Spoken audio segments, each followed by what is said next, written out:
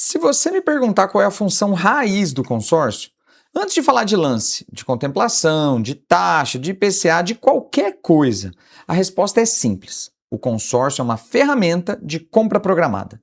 E isso é mais poderoso do que parece, principalmente se você é iniciante. Porque a maioria das pessoas não perde dinheiro por falta de informação. Perde por falta de processo.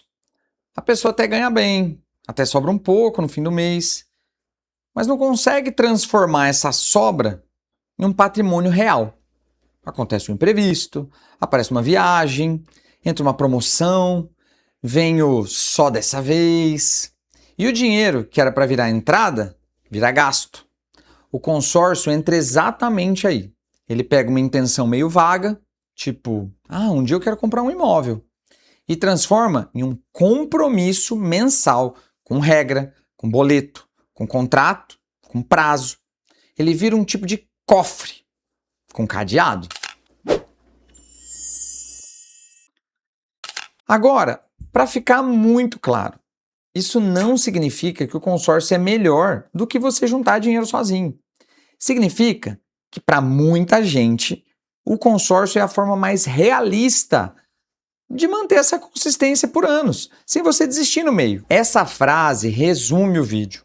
O consórcio é menos sobre matemática, é mais sobre comportamento. Para muitas pessoas, o consórcio é a forma mais realista de manter a consistência por anos, sem desistir no meio do caminho. Vamos entender isso por etapas? A primeira coisa, por que compra programada faz muito sentido aqui no Brasil? Porque comprar um bem grande, como um carro, ou fazer uma grande reforma, e principalmente um imóvel, quase sempre exige uma soma que a pessoa não consegue juntar rápido. E quando você não consegue juntar rápido, você tem 3 caminhos: financiar, esperar muitos anos juntando sozinho, ou entrar num plano coletivo, como um consórcio. O financiamento resolve o agora, mas cobra caro pelo tempo, através dos juros.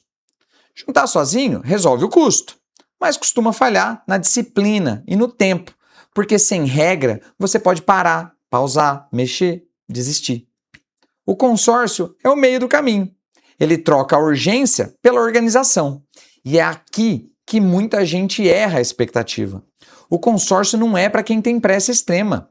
Ele é para quem quer comprar um bem, mas aceita planejar. E quando a pessoa entende isso, ela para de fazer a pergunta errada. O consórcio é bom ou ruim? E começa a fazer a pergunta certa. O consórcio combina com o meu perfil e com o meu prazo?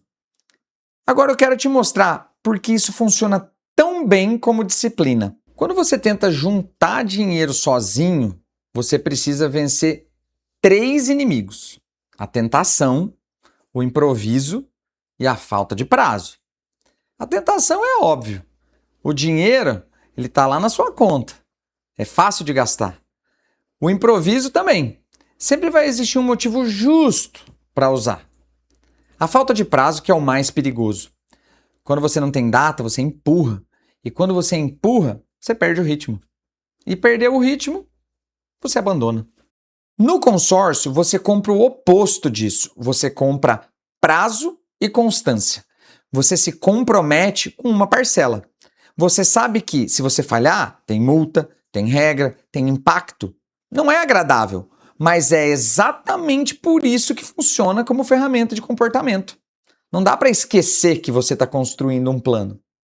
Eu vou colocar um exemplo bem simples na tela para te ajudar a entender. Imagina alguém que quer comprar um imóvel de R$500 mil, mas sabe que não é para amanhã. Eu quero daqui 3 a 5 anos. Aí ela decide, vou juntar por conta e eu preciso de um plano perfeito para 60 meses, sem quebrar a disciplina. Na prática, a maioria não consegue. Quando ela entra no consórcio, com uma parcela que cabe no orçamento, ela está comprando um trilho. E esse trilho é o que transforma a intenção em resultado. Mas aí vem a parte mais importante desse vídeo que eu estou te gravando. Comprar programado não é comprar qualquer consórcio. Tem um jeito certo de usar o consórcio como uma ferramenta de disciplina e tem um jeito errado, onde ele pode até virar dor de cabeça. Então aqui vai um passo a passo didático para quem é iniciante de como pensar nisso. Primeiro, O consórcio tem que caber na sua vida com folga, não no limite. Se você entra num plano com uma parcela que já nasce apertada, a chance de você atrasar, desistir ou até virar refém do orçamento é alta. O consórcio não é para te deixar no sufoco, ele é para te organizar. Quem entra com método sai bem, quem entra com esperança costuma sair frustrado. Regra prática que eu gosto: você precisa conseguir pagar a parcela e ainda manter uma reserva mínima. Se você não tem reserva de emergência, começar um consórcio pode ser prematuro, porque o primeiro imprevisto vira atraso e o atraso vira estresse. Segundo, entenda que o consórcio é um compromisso longo com reajustes. Mesmo num vídeo positivo, que é o que eu estou gravando agora, isso aqui precisa ser dito com honestidade. No consórcio, a parcela não fica igual para sempre. Existem reajustes, muitas vezes por índices de inflação, como o IPCA, ou por algum indicador do setor, como o INCC para imóveis. Depende do tipo de carta. E por que isso existe? Porque ao longo dos anos, o preço das coisas sobem. Se a sua carta não for atualizada, ela perde poder de compra. Então, o reajuste ele é parte do mecanismo. Na prática, isso significa que a parcela que cabe hoje precisa continuar cabendo amanhã, mesmo com essas correções. Se você entra no limite, o reajuste te expulsa do plano. Terceiro, defina o seu objetivo de prazo antes de entrar. Esse é o ponto que mais muda o resultado. Você quer comprar quando? Se a resposta for qualquer dia, você está entrando no consórcio como uma esperança. O consórcio não pode ser esperança, tem que ser estratégia. O ideal é você entrar com uma janela. Por exemplo, eu quero ser contemplado entre 24 a 48 meses, entre 36 e 60 meses. Isso muda o tipo de grupo que você procura, a parcela que você escolhe e, principalmente, como você vai se preparar para os lances. E aqui uma verdade simples. Quem entra em consórcio sem plano de contemplação costuma achar que o consórcio demora demais. Quem entra com estratégia trata o consórcio como uma compra programada de verdade. Organize o consórcio como se fosse um orçamento de projeto. Se você quer usar o consórcio como ferramenta de disciplina, você precisa tratar como um projeto de aquisição. Anota esse checklist bem simples. Trata o consórcio como um projeto. Qual o bem que eu quero? Qual que é o valor realista que eu preciso? A parcela cabe com folga hoje? E os reajustes? Mesmo assim, a parcela ainda vai caber no meu orçamento?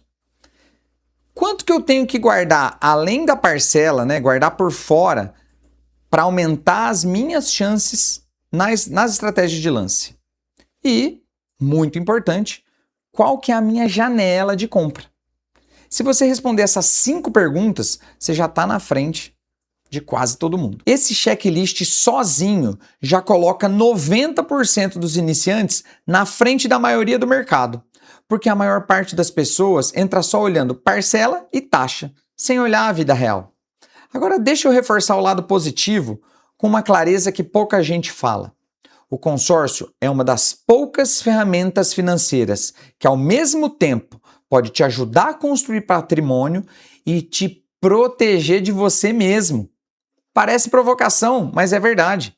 Tem gente que não precisa disso. Tem gente que junta bem sozinho. Investe, separa o dinheiro e não mexe. Se você tem esse perfil, ótimo. Talvez você nem precise de consórcio.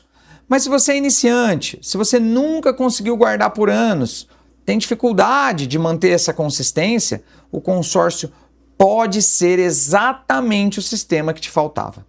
Não pela mágica do produto, mas pela arquitetura do compromisso. Se você quiser, comenta aqui embaixo. Qual que é o seu objetivo? É carro? É imóvel? É reforma? Ou um investimento patrimonial? Me diz também em quanto tempo que você quer comprar. Porque com essas 2 informações eu já consigo te dizer se você está pensando em consórcio do jeito certo. Sem atalhos, o consórcio se decide com estratégia.